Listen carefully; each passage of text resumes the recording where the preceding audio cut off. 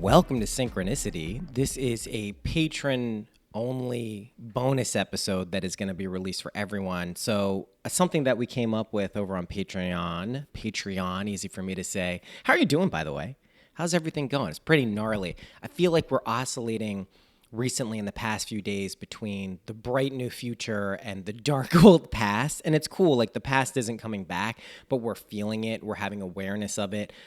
Just feels like something collectively everyone is doing. So it's no big deal. Ride it out. It's fucking cool. The retrospective ability to look back and process what maybe we wanted to change that has changed now or is changing is great. So don't judge yourself if you feel like you're kind of looking back and maybe even kind of like a bittersweet nostalgia for something. It's all good. It's no big deal. We're moving forward. Okay. So for this episode, we're going to be doing patron-only questions. So people ask questions on Patreon. I'll be addressing those every 1 or 2 weeks over there. Stuff is getting more ramped up. I don't want this to be just a huge ad for Patreon, but I'm trying to explain to people that in between the regular weekly episodes that have been coming out, we're going to be doing other stuff in between there, live readings. And I do a lot of public ones too on a monthly basis, but that's kind of what's going on. This is turning into, I don't want to say a job, but this is what I feel compelled to do. My two main projects over the next 6 months, a year, foreseeable future is going to be this podcast and music. And those two things are working in tandem. I'm getting my studio set up over in my new place in Rhinecliff and right by the river. It's so cool. So stay tuned for that. I'm also, speaking of music, on Patreon, I'm releasing songs and tracks over there before they hit the streaming services. So if you want to hear those, you can go there. Okay, so this is basically just a fucking long ad for Patreon, but we're going to be answering questions, which were really good from a bunch of people over there. Okay, getting started.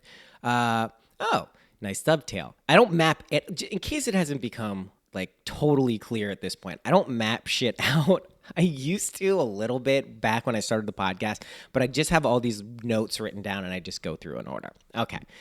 First question from Alex. What is your music production creative process like? I have a background in classical and jazz piano, and I'm starting to learn Ableton, feeling a little bit overwhelmed. I've heard good things about Mr. Bill's instructional stuff. Also, you should do a podcast with Mr. Bill. I heard him on Duncan's show recently, and it was great.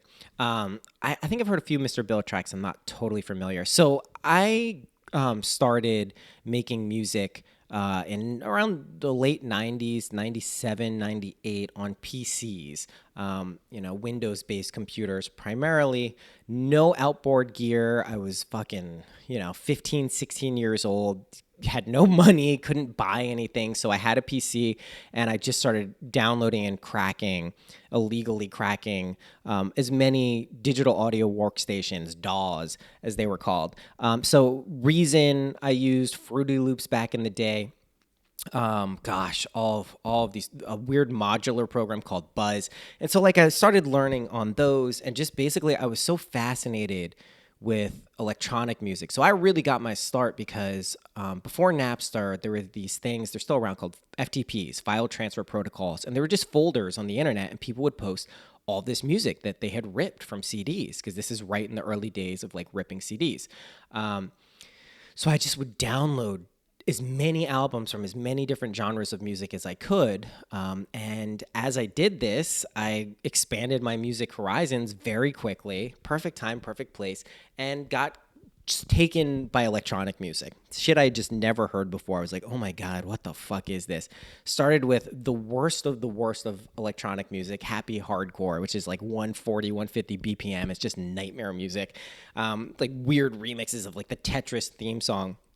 Went from there to discovering more kind of trance, progressive trance, all of these different styles. But that's how I cut my teeth in terms of developing an interest in making music. So a lot of the music I was making early on was either sample-based or electronic, just synthesis stuff. And you need sequencers, which is just an ability to basically put together a track in order. I was using programs like Reason, Fruity Loops. When I went to Berkeley, they made us get MacBook Pros, and this was the first year that Ableton came out. I believe it was 2003. So I've been using Ableton since then. Before that, or right around the same time, I was using Logic. I was using Logic, Ableton, and Pro Tools. I didn't have a Pro Tools rig, but this is a long fucking question. If you don't like music shit, skip the fuck ahead. But if you do, you probably like this.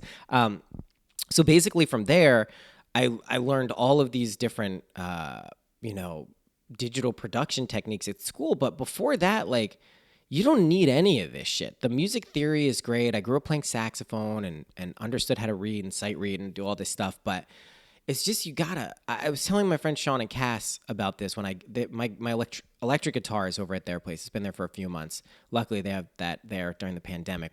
Thank God.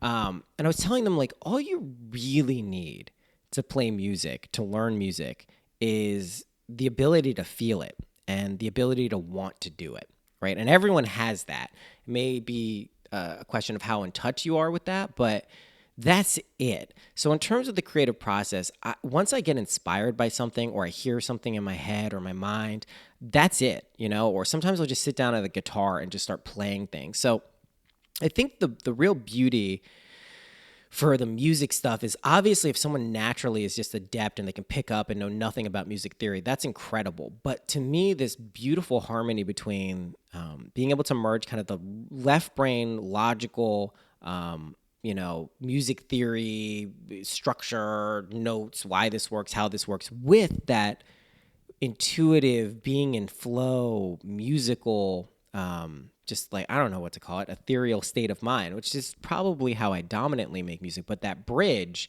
is key. So to me, it's less about the technical skills. I mean, there are 10 trillion kids on YouTube telling people how to make music, and they're all pretty good. I mean, not all of them, but a lot of them are pretty good. The tools aren't that important. Find the ones, be aware of the ones that you want to use, but definitely, like, understand that this is just you creating something, and it doesn't matter if it was just like a pencil and a microphone and your voice. You could probably do something amazing with that. So I find, if you watch the instructional stuff, as long as they're hammering home that point that it's you who needs to find their own voice, take whatever tips and techniques. I've learned so many little tricks and techniques from people over the years, in like 1 minute, that have completely radically changed my production process. I mean, there's tons of things you can learn, from sidechain compression to, gating and compressors and limiters and EQing and filtering and automation. Like, all of these things are super important. But like, one of the things I love about digital music production or the recording process is it's infinite. You never get to the end. It's like music. There's always more. So that's one of the things that lured me to it. Long fucking answer to a very basic question, but thanks for that. I love talking music stuff anytime. Second question from Teresa. I've been doing more revision and would love your thoughts on how to revise past events while ensuring that the lessons learned from those events are preserved and enhanced. Okay. You'll always remember lessons learned. Like, that is something, if it shifts into your subconscious, you will effortlessly and seamlessly, perceiving from your conscious mind that lesson. So you don't have to worry about lessons going away.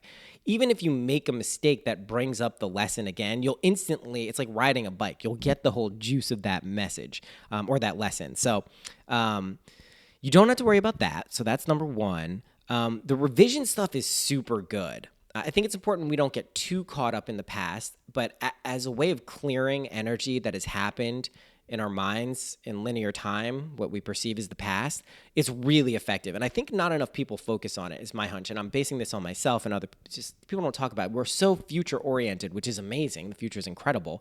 But the past feels kind of locked in stone at times, and it's not. It never is. And our ability to recognize that loosens up our perspective on time, which I think is important. If people sometimes, I think I'm joking when I say time isn't real. It's just a construct, and okay, whatever. But it's not. Like, you can get direct evidence of this. It is a perceptual thing that happens. We take the feedback from our senses and we say, oh yeah, it's moving in this way. But when you poke through or pierce that veil and you have these like time synchronicities or just things that there's no way they could have happened, that's pretty good proof. So if you can really embody and understand that, you understand the power of revision, right? It potentially loosens up a state of mind or shifts you from one state of consciousness to another, because you're able to basically go like, okay, this shit didn't actually happen. I'm changing it to the way it should have happened. And then that makes it so much easier for you to act in the present. So revising thoughts on how to, or my thoughts on revising how to revise past events while ensuring the lessons learned from those events are preserved and enhanced is you're doing it. The lesson is actually the catalyst that brings you towards the revision, right? That's the impetus to do it. So that the lesson is there. You don't have to worry about it going away. It's not like if you change a traumatic situation. Excuse me, I'm gonna take a sip of oat milk cappuccino because I'm a douchebag. Hold on. It's good. I like oat milk. I'm kind of allergic to dairy, I found out. So that's a thing. But if you go back and realize that the thing that made you revise was the trauma, you're not going to lose the lesson of the trauma, or like, oh, I burned myself with fire. You know, you don't forget the lesson of fire if you went back. Super acute example, but like a cute example, not a cute example. You know what I mean? Basically, if you burned yourself with fire by putting your hand on the stove and you revise the situation so your hand wasn't as burned up, you're still going to remember you don't put your hand on the stove. That's kind of the easiest way I could put it. Okay. Next question. From Lisa. I'm a rascal. I literally have no questions. I know who I am in truth. I just want to say thank you. This is not fuck. I just want to say thank you. I was in the twin flame archetype loop for 4 years, and these techniques have set me free. And don't ever feel bad for being at a total peace while all this stuff is happening. That's what we're meant to do as light workers. You know that, though. Thank you for being a voice for us. I appreciate that, Lisa. Yeah, the twin flame archetype for 4 years, I think I had been doing that my whole life in many ways. And yeah, it's a really powerful one to break out of, because you can stop feeling bad about how you want to feel because you know you're a good person. This is a really important thing, and I'm going to talk about this in this week's episode, the actual one coming out Thursday. But, you know, you gotta just accept that you're not a shitty person. The chances, I say this so confidently and so clearly, right? Because it's not an insane number of listeners at this point. But if you're listening to this podcast, you're probably not a bad person. Like, chances are like 99.9%, like, you're not a bad, because like it's a very specific message that I am laying out here. And the truth is that I think people who wouldn't be able to control or use their imagination lovingly the vast majority of the time, they probably just think I'm insane. They probably just think I'm totally crazy. Go, oh, Noah's nuts. Or like they're waiting for a crash, or they're like, this, you know, he'll see that it doesn't make sense. So my point is if you get this shit, like you get it, like then you're good. That means you're a good person. Like you're going to use it responsibly and lovingly, and you don't have to worry about fucking up. And this also gives you the perspective of recognizing everything is perfect and that you're doing everything perfectly all of the time. That's a big lesson to learn, because that really helps loosen the judgment we have of ourselves. And you can say, oh, well, what if I did a shitty thing and I hurt someone? Was that perfect? Yeah, it was perfect. Right? Yeah, it was perfect. In the same way that people dying is perfect. Oh my God, how could we say that? Our limited perspective gives us a very warped sense of what death and change and right and wrong actually mean. And that's cool. We're growing. We're learning. It's a more, I don't want to say enlightened perspective, but it's a higher up perspective, not a value judgment, high-low. Just you get a better view of something. Okay. Then someone said, ditto this, actual mood. Thanks, Donnie. Next question from Christian. Since I started using visualization techniques, it literally flipped my life and mainly my thought patterns, which used to be inflicted with lots of anxiety, negative self-talk, paranoia, and intrusive thoughts. I feel like I'm finally getting control over my mind and life and have so much more energy. However, I still have bad dreams sometimes, but the way I interpret them have also flipped. When I dream of scenarios from my childhood being bullied or not accepted by schoolmates, I used to wake up thinking that the dream was showing me how flawed I am by people pointing it out in my dream. Recently, I've started to interpret the dreams as pointing out old subconscious beliefs about myself and where they come from, showing me that I have more work still on loving myself and need to let go of old beliefs about being flawed. Do you think this approach is on the right track? Basically saying that the flaw is thinking that I'm flawed, or is this just naive thinking? Nope, not just naive thinking, fucking nailing it, Christian. That's exactly what it is. So this is like a judo flip. This is like, it's like a keto, it's like judo. It's like you take the energy of something that used to fuck your shit up, say in this case, a dream of being bullied, and you go, oh, it's not, I see this person's coming at me this energy's coming at me real strong, but rather than fucking run away from it or get tackled by it, let me just do this quick little flip, and then it becomes completely useful for me. And this is transmutation. Spoke about this in the reading we did, the Oracle deck reading earlier this week, how to transmute the underworld stuff. This is it. This is exactly it. This is the whole kind of like mechanism that allows you to deal with pain, suffering, trauma in the most effective way. And it's a meta program that you run that you don't have to do it like with effort each time something traumatic comes up. Your mind just kind of like meta programs yourself to be like, oh, fucked up thing that made me feel weird. No, great thing that's going to help me so much. There's a Pema Chodron quote I saw Juliana McCarthy posted today related to Easter. Where she was saying, like, Pema Chodron was saying, when you welcome pain and suffering not as things that are meant to, like, I say this all the time, but basically not as things meant to trouble you or worry you or give you anxiety, but as welcome reminders of where you can grow. That's big. I would take it just one step farther and say, not only are they there to, help you grow, they're amazing lessons you've laid out for yourself to show you that you transcend them. That's the real thing there. Because otherwise they can kind of hang around. If they're like, I'm supposed to show you how to grow. You need to grow now because of me. It's like, oh, well, maybe I need to keep this thing around that's going to help me grow. But you don't. I mean, the energy will, if it's needed by you for you, or for you by you, I should say, you trust me, it will be an easy way. It'll keep coming back in different forms. But when you're ready to transcend it, fuck yeah. I mean, then those like dream world is real world, right? The dreams you have at night, that's a real place. That's real. Listen, it's just as real as this place. I might even argue because it's not as physically bound like this place. It's not more real, but it cascades down from that realm into this realm.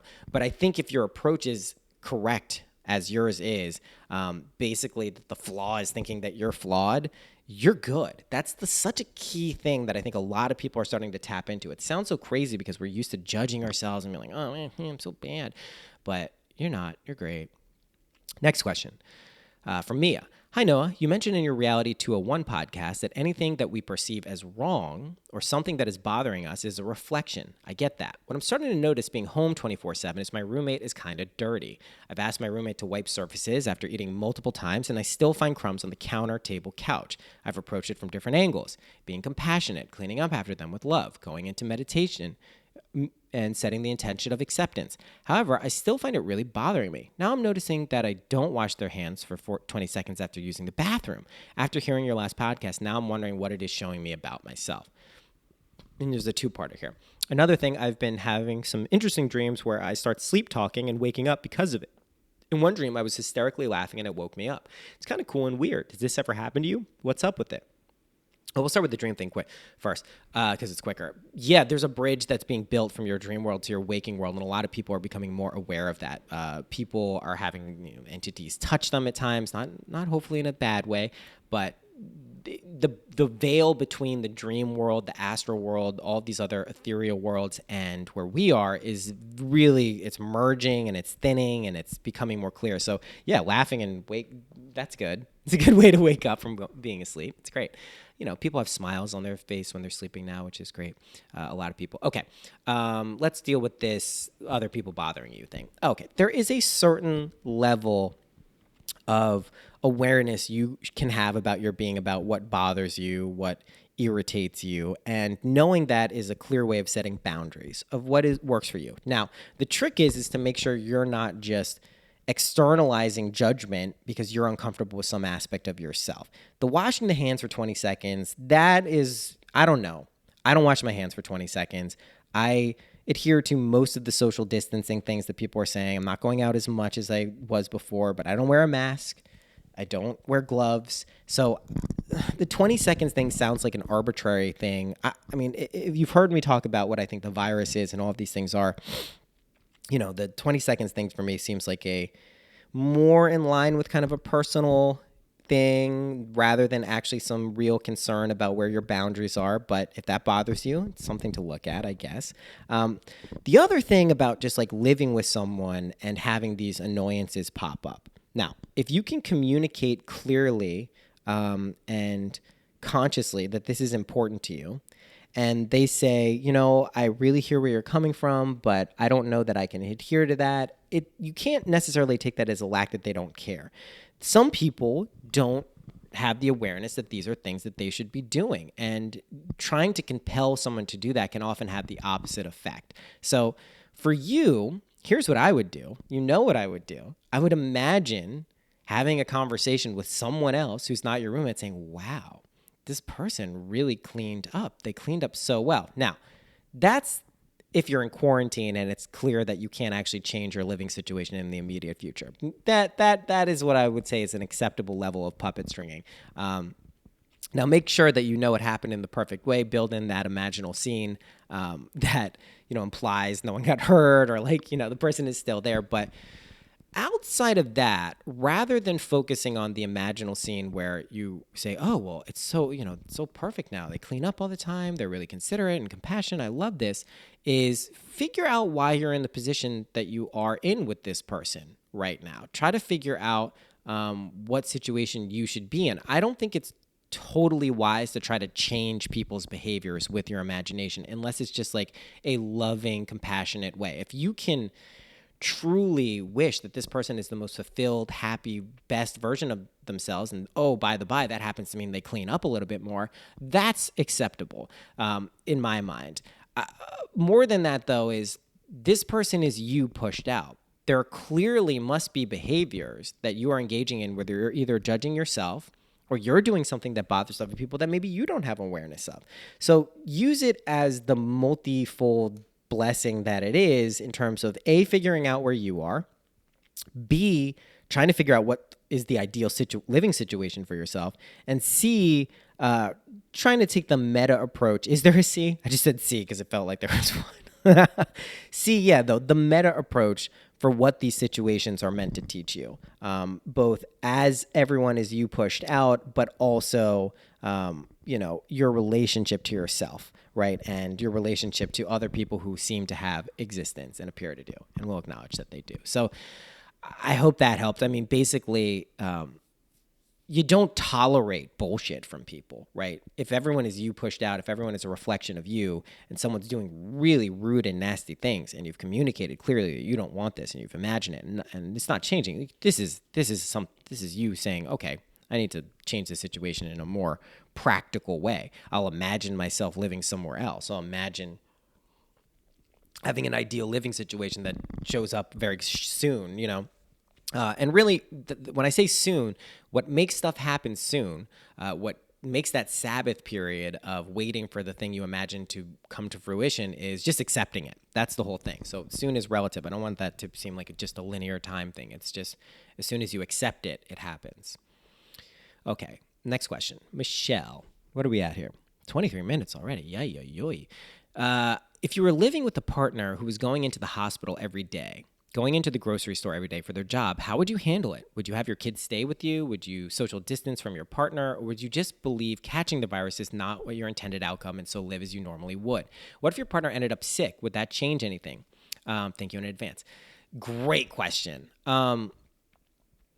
I'm in my role has been for most of the pandemic has been the person who's been out more, doing more things. Now, I haven't been directly involved in the hospital, so that's a little different. I think this is a really interesting karmic situation people have put themselves in or energetic situation, both as the person going into the hospital and the person dealing with the partner with kids to go there. I think the best thing I could say is, lean towards that. You're not going to get this shit. And even if your partner gets it, and even if you get it, or your kids get it, the chances of any really serious outcome are slim to none, certainly not worth the time you worrying about it, given that this is a situation you find yourselves in. If it's not realistic for your partner to stop being in the hospital or you to be in the hospital, then it is what it is. You know what I mean? Like, you can't lament the fact that we have physical bodies and find ourselves in this place in time and space. That's a childish thing to do. So for me, I would lean towards, you're not going to get it. And let me just say this, just not to freak people out. I bet so many of us have already had this like physiological virus. This shit has been around for way longer than people think. Most people have had just little colds. We're hyper focused on this right now. We're seeing deaths ramp up parabolically, but still at the end of the day, most of the news coming out is that the curve is being flattened, blah, blah, blah, all this stuff. It's not going to be as deadly as people think. It's just going to be a lot of quick death. And that's freaking people out. And it's good because we're being asked to focus on our mortality. And this is where I would say the real message of your question is. Think about mortality. Think about that your partner is going to die someday. You're going to die someday. Your children are going to die someday. Now, if you can face that and move through it and not conquer it, but live with it and feel it and not let it fuck your shit up, you're going to have so much more time and space subconsciously to start planting the seeds of maybe how you would like those deaths to go, maybe what you would like to experience in life, maybe imagining the things that are most important for you in your world, because this is your world, as it is your partner's world, as it is your kids' world, your children's world. So make your world as good as it can be.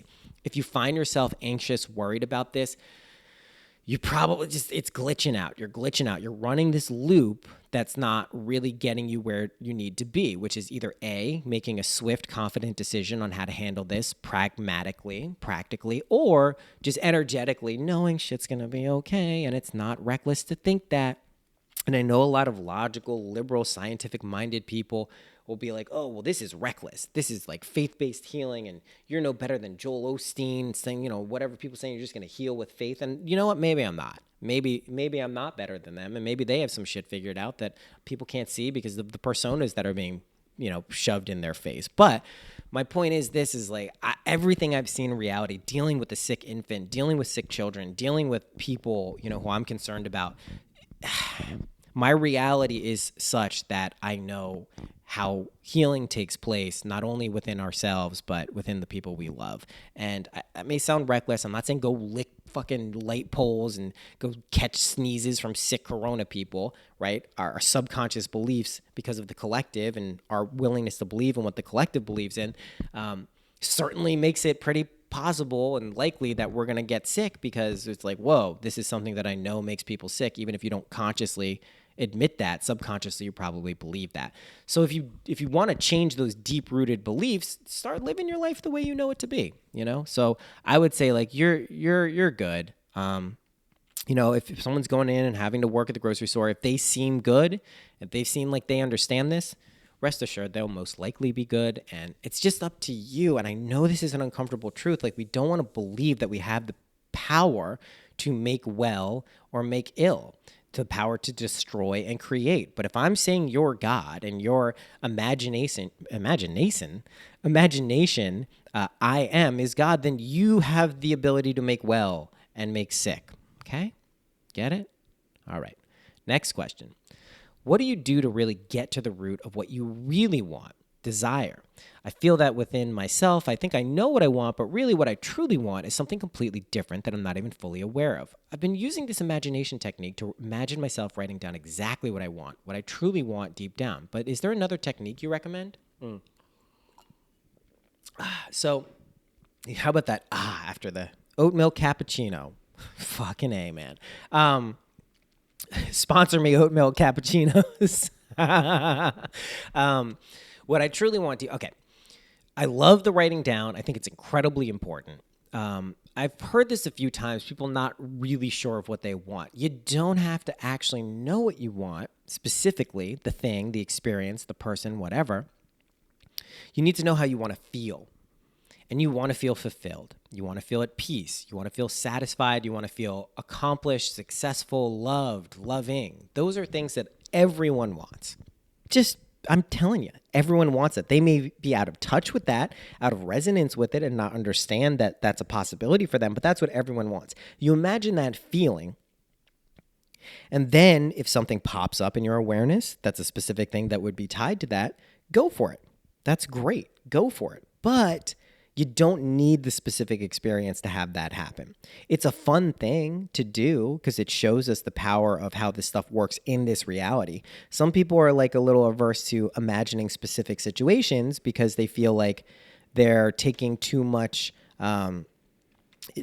control away from the mystery, or they're dampening the beauty. And okay, please, you tell me, someone who says that, tell me when the last time, they were totally bored with existence. Like this, they're either bored right now and worrying that's going to play out, or they just don't know how this shit works. Because the mystery is never killed. I never wake up and I'm like, oh, another boring day of imagination creating reality. Oh, it's so fucking boring because I pre-selected amazing states of consciousness. Never. And if you really feel like that, I guarantee you throw yourself some curveballs with pain and suffering, which we will deal with the next episode this week on Thursday. I guarantee you throw yourself some fucking curveballs because it's not ever boring or unmysterious. It's always mysterious. It's fucking great. So yeah, the techniques I use is just lock into that feeling of knowing you're doing exactly what you're supposed to be doing. And then, yeah, keep writing stuff down. Drop your mind.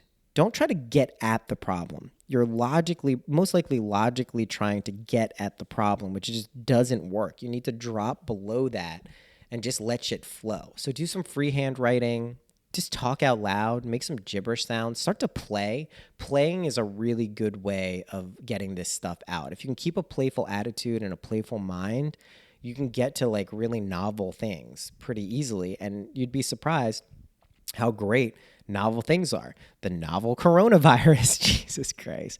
I mean, so just try to get into a playful state of mind. And that also can just mean relaxing. I also just like showers and baths are fucking amazing. I find water to be really soothing, but check out your astrological chart, check out your elementals, where the major planets are positioned elementally, and just try to figure out which element works for you, right? Fire being passion, air being clarity, intellect, earth being pragmatic things related to the world, maybe gardening or something like that, something earth-based, and water being emotions and feelings and relationships and sensitivity. You like how I gave water the most burn there? But basically, there's so many different things that you can use to get inspired by. Follow your inspiration, follow your passion. That will certainly lead you to what you really want. But again, the specific experience isn't what's needed. Don't let that trip you up. If it is tripping you up, you can just imagine being fulfilled and happy, and the things will pop up into your life. It's like you're the producer, you're the writer, you're the director, you're the actor in this world, right? So this is like the producer being like, I'm going to fund some amazing thing that you really want. You're going to be like, what is it? I don't know. I'm just going to fund it. I have the money available to fund your dream. Then the writer goes, all right, let's start getting to what you really want. And that's kind of where you are right now. The writer is going to start creating the script. But again, you don't even need to know that, okay? You're the actor right now. So the writer writes this whole elaborate script, which you're not privy to. You're the actor. You haven't even gotten the script yet. Then the director reads the script and goes, oh, I want to direct this. This looks amazing. This is going to be great for Daniel's life. Oh my gosh, this is incredible. Let's go find the actor who's perfect for it. And then they find you. And then they go, oh shit, this Daniel is perfect for this. Here's the script. And that's the point where this starts to be outpictured into your life. And you're running the script. You're ad-libbing it feels like, but it's already written for you because you've produced it, written it, directed it, and now you're starring in it for yourself. So just know, you just have to just fund it. Be the producer who funds it. Also, just to talk a little bit about what this life is, here's how it works. You're God. You're this infinite everything being. You're everyone, you're everything, you're omnipotent. It's all these things. And then there's this world created, because we don't have to go into the whole because right now, but there is this world that exists because God was a little bored and was like, I need some duality here. I need some hide and seek, an elaborate hide and seek game. And then it created you. All right. It created you, and God was like, oh, I love this so much. This person is my favorite person. I've never loved anything more than this. I'm going to become this and forget that I'm God just because I love it so much. And that's what you are. That's what your individuated consciousness is. Whatever you call God, source, infinite creation, all of the things. That's exactly the process for how you have incarnated as this being, as this individuated being, not just as a human being, but as, multi-dimensionally individuated states of consciousness. I know a lot of people worry about losing this existential, having existential dread about losing their identity and personality. Yeah, maybe you drop an aspect of it, just for me, the Noah-ness of it, but the actual being who I am, when I drop a body, if I choose to actually exist in that state as a dominant mode of consciousness, I'm still me. Trust me, I'm still me. Oh, who's calling me? Come on, bro. And so that's really important to remember. I'm still me, and you will still be you on a deeper level than you understand yourself now. And that's really important. So that's this for this episode. I think those are the questions we have from patrons. Next episode, I will do, what do we have here? We have observations, Neville Goddardisms, and we'll do pain and suffering. Pain and suffering is really, really, really a big episode. We're going to go through that one. I'll have that out in a few days, but I wanted to get this out. So this is, come hang out. It's fucking fun. We do these live readings, can be more candid, tell you what's really going on in my life. And it's fun. This is like a fun group of shit. Fun group of shit? Well, that's a bad way of saying it. It's a cool place. Come hang out. I'll see you in a few days. Everything's great. Like I said, we're oscillating back between the old and the new. It's no big deal. It's fun. It's fun. We're going to have a good time. Until then, happy imagining. See you in a few days. Bye-bye.